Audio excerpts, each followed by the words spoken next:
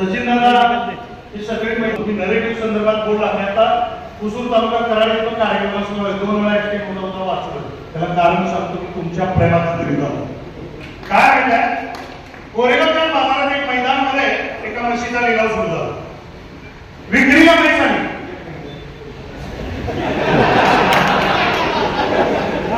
मग विक्रीला आल्यानंतर गर्दी जमली. म्हशीची किंमत 1 लाख रुपये. गिराईकाने विचारली अरे किंमत किती? 1.5 लाख रुपये. मगाशी 1 लाख म्हणलं म्हणलं 1.5 लाख कशी? तिसरीने विचारलं 1.5 लाख कशी? 2 लाख रुपये. अरे बघा थोड काय वैशिष्ट्य काय म्हशी? 2.5 लाख रुपये. मग चौथ्याने विचारलं की बस दूध देते का? म्हणली नाही. दही देते का? म्हणली नाही. डायरेक्ट तूप बीत देते का? तर म्हणली नाही. मग 3 लाख रुपये केली तशी 3.5 लाख रुपये किंमत. दूध देत नाही, दही देत नाही, तूप देत नाही. बरं जायपी तिला 2 देते का? नाही म्हणली. जायपी बी होत नाही. मग लगा म्हणजे आम्ही म्हणाले की तुझी किंमत द्यायची. ह्या म्हशीचं वैशिष्ट्य काय? दादा म्हशीचं वैशिष्ट्य सांगितलं त्यांनी 4 लाख रुपये किंमत सांगितली. म्हशीचं वैशिष्ट्य म्हणजे म्हस चारित्र्यवान आहे. वेड्याला हात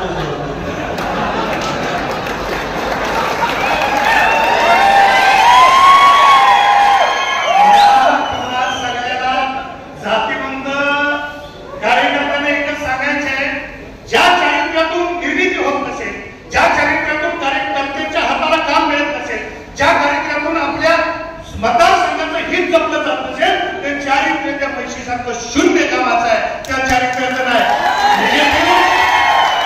नेगेटिव्ह पसरवले जातात. एक उदाहरण सांगतो खूप खूप कमी अर्ध्या सेकंदाचं आहे. नेपोलियनचा पराभव झाला दादा आणि नेपोलियनचा पराभव झाल्यानंतर एक वर्तमानपत्र आलं आणि वर्तमानपत्र त्यांनी तलवारीच्या टोकाचं उच्चारण पाहिलं तर त्या वर्तमानपत्रामध्ये लिहिलं होतं पॅरिस मध्ये मधून नेपोलियन भगवा भित्रा नेपोलियन फास्ट काही बोललो नाही.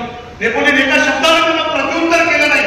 काही काळ गेला, संघटन केलं, सगळे सैन्य बरोबर घेतले आणि तोच नेपोलियननं पॅरिसवर हल्ला केला आणि पहाटेच्या 5:30 वाजता त्या पॅरिसच्या दरवाजाकडून ज्याला प्रवेश केला त्याच वेळेला तेच वर्तमानपत्र एक छोटासा मुलगा विकत होता.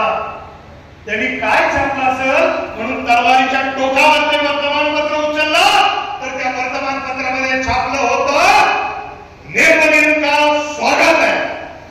नेपोलियनचा बहादूर नेपोलियनचा विजय असो आम्ही त्याचा पुरस्कार करतो. आज जरी तुमच्याबद्दल नेव्हिच्या काही म्हणत असेल तर 24 तारखेला नक्की छापलं जाईल. त्या महाराष्ट्राच्या पश्चिम महाराष्ट्राच्या राजकीय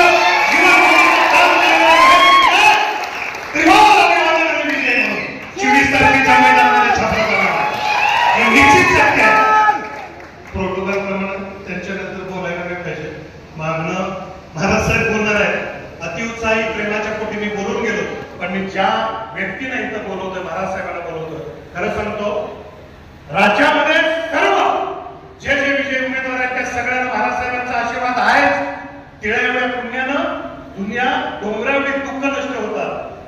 महाराज साहेब तुमच्या तिळाएवढ्या प्रेमानं डोंगरावरी दुःख नष्ट होतात पण तिळाएवढं तुमचं प्रेम मिळवायला आम्हाला मोठं नशीब असावं लागतं. आम्हाला मोठं म्हणायचं हे मान माझा महेश दादाचा आहे. आणि या जे मित्र पैलवान मंडळी तुम्ही गोळा केलेली आहे खरं तर पैसे ठेवाय बँक असते पण तुमच्याकडे माणसं ठेवायची बँक आहे. नका वाघाची नागाची गोष्टी करता. यानंतर मैदानामध्ये जे बोलवलंय श्रीमंत छत्रपती उदयनराजे भोसले यांना टाळाच्या स्वागत करायचं.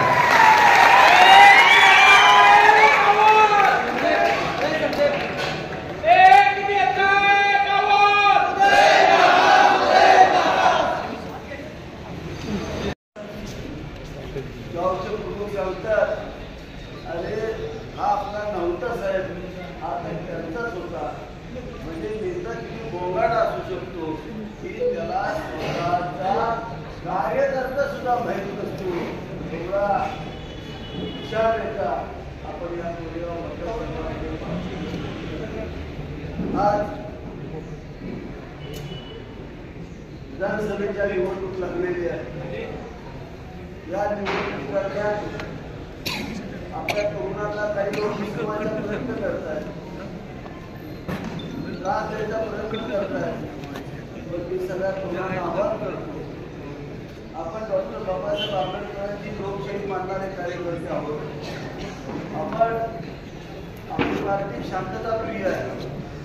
आपण कधीच आजपर्यंत कुठेही स्वतःहून कंप्लेंट केलेलं नाही आहे. हे आपण करणार पण नाही. परंतु सातत्यानं गेले 15 दिवस झालं आपल्या प्रमुख कार्यकर्त्यांना या ठिकाणी धमक्या असतात, दम दिले जातात. मुंबईमध्ये एका युवा कार्यकर्त्यांनी फार मोठ्या प्रमाणावरती मेळावा घेतला होता. महाराष्ट्रात मांजरवाडीचा होता तरुण, त्यांनी 1,500 ते 2,000 लोकांचा, या भागातला गायकवाड म्हणून आमचा तरुण आहे, त्यांनी मेळावा घेतला होता. आणि कळंबोलीचा शिवसेनेचा आमचा प्रमुख आहे गडकरी म्हणून रणसिंगवाडीचा, आणि तिथल्या सगळ्या कळंबोलीच्या मुलांनी मेळावा घेतला. प्रचंड मोठा मेळावा झाला. लोक खुश झाले. दुसऱ्या दिवशी सकाळी यांनी जावळीतली पोरं पाठवून आमच्या मांजरवाडीच्या पोराचा हात तोडला आणि गडकरवाडीच्या मुलाच्या पायावरती वार केली. हे दोघेही बसलेले असताना हे कृत्य केलं. 100% पोलीस तपास करतील. इलेक्शन नंतर सगळ्या गोष्टी घडणार आहेत. परंतु दडपशाही यांची चाललेली आहे. लोकशाही यांना जमत नाही आहे. आपण यांच्याकडे लक्ष द्यायचं नाही. आपल्याला एक सूत्र माहिती आहे, भूमिपुत्राचं सूत्र. मी मागच्या पण सगळं सांगितलं होतं, अरे शेत आपलं आहे, या शेताला मशागत आपण केलेली आहे, या शेतामध्ये पेरलंय आपण, पीक आलंय आपलं. परंतु कोणीतरी एखादा बांधव एखादा रेडा सोडतो, तसा हा भर पिकात सुटलेला रेडा आहे. लक्षात घ्या. एक तांदळा तर आपल्याच पिकाचं नुकसान होणार आहे. त्यामुळे शांततेनं आपल्याला मोठी एसर घालून त्याला पाठदिशी बांधावरती खुटीला चौराडी मारून बांधून ठेवायचे. लक्षात ठेवा, आपल्याला आपल्या पिकाचं नुकसान थांबवायचे. प्रचंड कष्टानं आपण हा मतदारसंघ बांधला, सुसंस्कृत मतदारसंघ केला. काय अवस्था आहे? आपला पोरगा, आपला भाऊ कधी कुठल्या अवस्थेत घडलेले आपल्या कोणाला माहिती आहे का? सगळी पोरं रंगायचे काम चालू झालं. 16-17 वर्षाच्या मुलांचं आयुष्य बरबाद करण्याचं काम पुन्हा चालू केलं. जी संस्कृती 2019 ला पार केली होती, ही संस्कृती पुन्हा एकदा घेऊन हा माणूस आपल्याकडे आला. चुकीच्या पद्धतीचं राजकारण करायचं काम हे लोक करतात. अजिबात विचलित नव्हता. आपण सगळ्यांनी सचिन दादांनी सांगितलं त्या पद्धतीने ही निवडणूक आर्टिफिशियल इंटेलिजन्सच्या मार्फत लढली जाते. त्यामुळे ही निवडणूक आपल्याला जबाबदारीनं या ठिकाणी लढायचं. गेल्या आठवड्याभर एक नॅरेटिव्ह तरी टाकलेलं आहे, केरळची आवर्तन कमी होणार. त्याच्या बाहेर सांगितलं का तुम्ही मला सांगा, ते भाड्याचे तट्टू आणून तुम्ही कुठल्याही गोष्टी लोकांना सांगता. मी जबाबदारीने सांगतो, ज्या वेळेला एखाद्या योजनेला पाणी वाटप होतं, त्या योजनेचं पाणी कधीच कमी होऊ शकत नाही. हा राज्य सरकारचा नव्हे, केंद्र सरकारचा कायदा हे तुम्ही लक्षात घेतलं पाहिजे. ही योजना बंद जरी पडली तरी सुद्धा तिचं आरक्षित पाणी कमी करता येत नाही. हे जर या नेत्याला माहित नसेल तर जलसंपदा मंत्रीपद 1.5 वर्ष भोगून यानं केलं काय? पुढचा शब्द बोलत नाही. मी डोळ्याच्या मागचा तर माझ्या तोंडातलं काहीतरी वाईट जाऊ शकतं. पण तुम्ही जलसंपदा मंत्री होता, तुम्हाला कायदा माहित नाही. एकदा तात्याने म्हैसाळ योजनेला एखादे टीएमसी एवढे टीएमसी पाणी मंजूर झालं तर ते कधी कमी होत नाही, ते वाढू शकतो. आज ते सांगतात कॅनालवरची आवक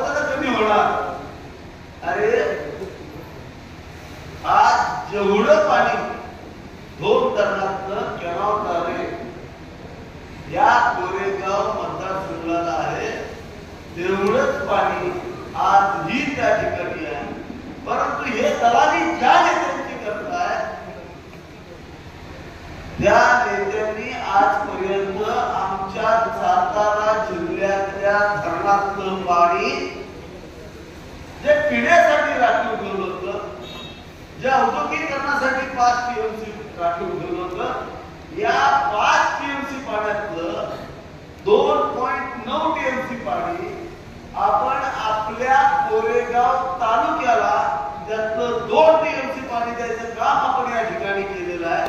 म्हणजे या कोरेगाव तालुक्याचं पाणी वाढवायचं काम आपण केलेलं आहे. 0.32 टीएमसी पाणी सातारा तालुक्याला दिलं आणि बाकीचं काही पाणी चित्ताव तालुक्याला दिलं. म्हणजे कोरेगाव तालुक्याच्या हक्काला 2 टीएमसी पाणी जास्त मिळालंय हे तुम्ही लक्षात ठेवलं पाहिजे. कुठल्याही योजनेला हात लावलेला नाहीये.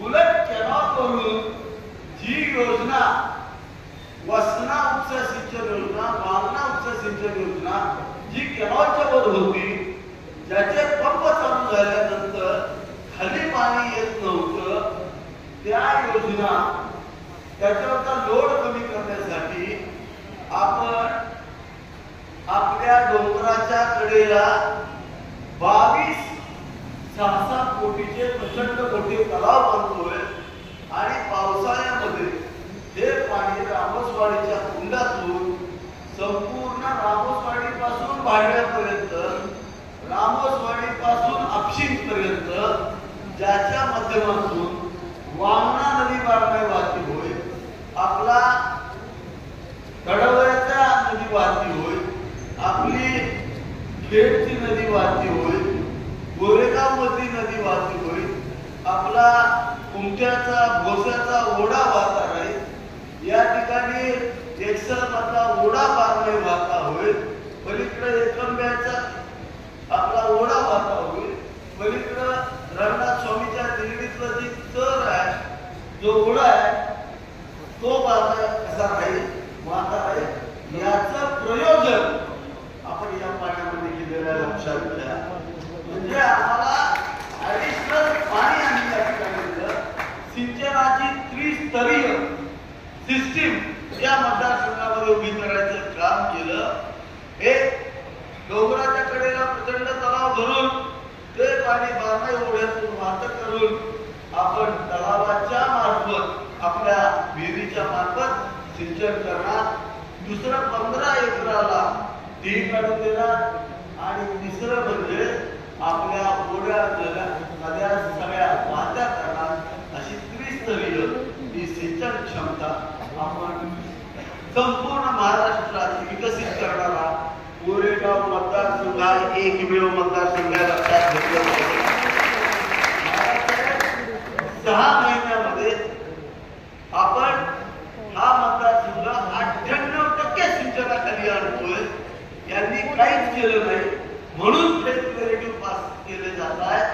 मी जबाबदारीने सांगतो, महेश शिंदे नव्हे, महाराष्ट्रातले राज्यपाल नाही तर राष्ट्रपती सुद्धा आपल्या कॅनॉलची आवर्तन कमी करू शकत नाही किंवा आपल्या तालुक्याचं पाणी कमी करू शकत नाही. तो अधिकार तुम्हालाही नाही. एकदा पाणी वाटप झालं की पाणी कमी करता येत नसतं. पिण्याचं पाणी किंवा औद्योगिकरणाचं पाणी वापरलं गेलं नाही तर ते पाणी आपण सिंचनासाठी वापरू शकतो. आणि आज तुमच्या सगळ्यांच्या कृपेनं 2019 ला विधानसभा सदस्य झालं. महाराजांचे आशीर्वाद डोक्यावरती होते. मी आदरणीय एकनाथ शिंदे साहेब आणि फडणवीस साहेबांच्या माध्यमातून मला कृष्णा खोरेचं उपाध्यक्षपद, कॅबिनेट मंत्रिपदाचा दर्जा दिला. त्यानंतर आज एवढा संपूर्ण परिसर आपण सिंचनाखाली आणतो. त्यामुळे फेक क्रेडिट जातात. जलसंपदा मंत्री असताना या माणसाला आमच्याकडे काही करता आलं नाही म्हणून आज आमच्यावरती चुकीच्या टीका केल्या जातात. त्या फेक क्रेडिटचा सामना आपल्याला करावा लागणार आहे. सचिन दादा, तुझं आणि आमचं घरचं नातं आहे. त्याला अजून एक जोड आहे, महाराज साहेबांच्या हृदयाचा तू आहेस. त्यामुळं तुझ्याबद्दल आम्हाला शंका घ्यायची कारणच नाही. पण जी काय आयडिया झाली त्या आयडियातनं आपल्याला बरेच नावं घ्यायला लागली आहेत. त्यांच्यावर आपण 23 तारखेनंतर 100% काम करू हे मी या ठिकाणी ग्वाही देतो. टप्प्यात आला की करायचा. पुन्हा कोण जर आपल्याकडे आला जलमंदिरला तर तेवढा जय महाराष्ट्र त्याला करा एवढीच विनंती करतो. बाकी आमच्यावरती सोडा. आपण शांत आणि संयमानं आपला मतदारसंघ सुसूत्रतात. स्वर्गीय शंकरराव अण्णांनी डॉक्टर शालिताई पाटीलांनी या मतदारसंघाचं प्रतिनिधित्व केलेलं आहे. त्यामुळे माझी विनंती आहे कुठलाही अनुचित प्रकार न घडता आपण शांततेमध्ये या ठिकाणी इलेक्शन करायचंय. पण जर गावामध्ये पुन्हा सांगितलं जर एखादा रेडा जर आपल्या बांधावून जर पिकात नाचायला लागला तर येसर कशी घालायची ही मला तुम्हाला सांगायची गरज नाही. का तर तुम्ही जातीवंत शेतकरी आहात आणि हे सगळं रेडे हे वाशीतनं गाकार हवे झोपल्याला रेड आहे की ज्याला उन्हातानात काढल्यावर जागेवर ही त्यामुळे फार टेन्शन घेऊ नका. माझी आपल्याला विनंती आहे आपलं चिन्ह प्रत्येक घरापर्यंत पोहोचवा. अनुक्रमांक 1 पहिल्या बटन दाबायचे आणि आपल्याला धनुष्यबाण या चिन्हाच्या समोरचं बटन दाबा अशी विनंती करतो आणि थांबतो. रामकृष्ण हरी. धन्यवाद साहेब.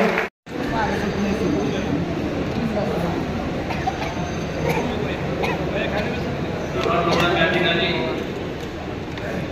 आपल्या सर्वांच्या वतीने छत्रपती शिवाजी महाराजांना अभिवादन करतो. आणि आज माझे मित्र पैलवान सचिन शेलार आणि त्यांच्या संपूर्ण मित्र समूहाने या ठिकाणी दादा शिंदेला पुन्हा एकदा निवडून आणण्याचा निर्धार मेळावा घेतलाय. एवढंच सांगेन की या मेळाव्याला उपस्थित असलेले आजचे आमदार आणि 24 तारखेनंतर असणारे पुन्हा भावी आमदार दादा आणि मित्र सुनील खत्री, जयवंत पवार, दादा कुमार, संदीप शिंदे, उपस्थित सर्व मान्यवर, सुनील काटकर, उपस्थित आपण सर्व लोकशाहीतले राहते. या अगोदर ज्यावेळेस महेश दादा त्यांचं मनोगत व्यक्त करत होते मी बारकाईने त्यांचं मनोगत ऐकत होतो की केव्हा होतं आपण सगळ्यांनी समजून घेतलं पाहिजे आणि याबद्दल का आलं नाही हे पण आपण तिथं सुद्धा विचार करा. गेले 10 वर्ष जसं पाहायला गेलं तर हा कोरेगाव आमदारकीचा मतदारसंघ या संपूर्ण सातारा जिल्ह्यातला राजकीयदृष्ट्या सगळ्यात परिपक्व असणारा हा कोरेगाव आमदारकीचा मतदारसंघ. शंकरराव अण्णांनी त्या मतदारसंघाचं नेतृत्व केलं, त्यांनी केलं. पण त्या लोकांनी विचार मतदानाचा काळ होता 10 वर्षाचा जो काळ त्यावेळेस कारण असताना म्हणण्यापेक्षा या अपेक्षेने आपण त्यावेळेस तुम्ही सर्वांनी त्यांना निवडून दिलं की ते आजचे प्रतिस्पर्धी उमेदवार आहेत. ज्यावेळेस आपण त्यांना आशीर्वाद दिला त्या 10 वर्षाच्या कालावधीमध्ये म्हणजे एक कप त्याला आपण त्या 10 वर्षाच्या कालावधीमध्ये लोकांची अपेक्षा होत्या की आमच्या मूलभूत ज्या काही मागण्या आहेत, शेतीच्या पाण्याचा प्रश्न असेल, रस्त्यांचा प्रश्न असेल, त्याचबरोबर डेव्हलपमेंटचा प्रश्न असेल, कुठेही मार्गी न लागल्यामुळं या अगोदर सुद्धा याच आपले जे आता जे सध्या प्रतिस्पर्धी उमेदवार आहेत त्यांनी जावळी भागातलं सुद्धा 10 वर्ष नेतृत्व केलं. त्या ठिकाणी सुद्धा आपण जर गेला लोकांना विचार तर कुठल्याही प्रकारचं डेव्हलपमेंट त्या ठिकाणी झालेली पाहायला मिळेल. झालं तर फक्त राजकारण झालं आणि त्यामुळं इथले तो मतदारसंघ सोडून मग तुमच्या कोरेगाव मतदारसंघाची वाट पकडली. पण मात्र एक लक्षात त्या भागातला भूमिपुत्र असून सुद्धा त्यांनी त्या भागाची डेव्हलपमेंट केली नाही. तर मग ह्या भागात येऊन त्यांच्याकडनं अपेक्षा करणं म्हणजे त्यांच्यावरती मोठ्या प्रमाणावरती अन्याय केल्यासारखं होईल. आणि डेव्हलपमेंट कधी चालू झाली, या संपूर्ण मतदारसंघाचा कायापालट कधी चालू झाला, त्यावेळेस तुम्ही सर्वांनी महेश दादा शिंदेला आशीर्वाद दिले, पाठबळ दिला, निवडून आणला. कारण या भागातलाच भूमिपुत्र असतो त्याला त्या भागातल्या लोकांच्या अडचणी समजू शकतो. आणि त्यामुळेच मोठ्या प्रमाणात खेडोपाडी कुठलंही गाव तुम्ही गावात गेला असं कुठलंही गाव शिल्लक नाही तिथं वयदानांच्या माध्यमातून कुठल्याही विकासाचं काम आलं नाही. आणि एका बाजूला सकारात्मक विचार लोकांना बरोबर लोकांच्या अडीअडचणी समजून त्याच्यावरती तोडगा काढणारा एक संस्था वयस झाला आहे. आणि दुसऱ्या बाजूला जे 10 वर्ष तुम्हाला तुमच्या लोकांकडे दुर्लक्ष केलं किंवा तुम्हाला समजून घेतलं नाही. केवळ ह्या संपूर्ण लोकड्यावर मतदारसंघात फक्त केलं तर काय राजकारण केलं. पण मूलभूत जो फरक आहे महेश दादा आणि त्यांच्यामध्ये तो हा आहे की महेश शिंदेचं मूळ पाय तो राजकारण नाही, तो समाजकारण. त्याचा सामाजिक पाया असतो, तो समाजाची सेवा करत असतो. आणि हे त्यांच्या कार्यातल्या या 5 वर्षाच्या कालावधीमध्ये ते दाखवून देतो. मला खात्री आहे किंवा कधी कधी असं वाटतं की समजा त्यावेळेस जर महेश दादा 10 वर्ष आणि जर तिसरी टर्म असली महेश दादाची तर मला नाही वाटत त्या संपूर्ण कोरेगाव तालुक्यात कुठलंही काम शिल्लक नाही ठेवलं. येत असताना तरी मला दाखवलं या ठिकाणी कुठं अद्यावत ऑडिटोरियम त्या ठिकाणी बांधण्यात येणार आहे. एक वर्ल्ड क्लास जागतिक लेवलचा इंडोर स्विमिंग पूल जेणेकरून मोठ्या प्रमाणात जे स्पोर्ट्स स्पोर्ट्सची आवड आहे ती खेळाडू आहे त्या ठिकाणी जास्तीत जास्त त्यांना वाव मिळाला पाहिजे. आणि एवढी दूरदृष्टी असणारा व्यक्ती तुमच्या सर्वांच्या हृदयात त्याच्या पाठीशी आपण जाणार ना फक्त दिशाभूल करणाऱ्यांची आपण मागं जाणार आहोत. निवडणुकात 10-5% आढळ असतो. निवडणुकीच्या काळामध्ये जो काम करत असतो तो आपल्या कामाच्या बद्दल बोलत असतो. मी हे केलं ते केलं, हा प्रश्न मागे लावला, तो प्रश्न मागे लावला. पण 5 वर्षाच्या कालावधीमध्ये महेश शिंदेला जे जमलं तो 10 वर्षाच्या कालावधीचा जो कालावधी त्यांना तुम्ही आपण दिला तर त्यांनी अजूनही मला जे आठवत आहे त्याच्या कुठल्याही भाषणामध्ये कुठल्याही प्रकारचा कशाचाही उल्लेख केला नाही की माझ्या हातून हे विकास कामं झाले ते विकास कामं झाले. आणि ज्यावेळेस कुठले विकास काम आपल्या हातून होत नाही त्यावेळेस मग लोकांसमोर जात असताना कारण असताना गैरसमज पसरवणे, धमकवायचं लोकांना, त्याचबरोबर एक प्रकारचं दहशत निर्माण करायचं, त्याचबरोबर पाय अडवायचे, भांडणं लावायचे. किती दिवस आपण लोक सहन करणार.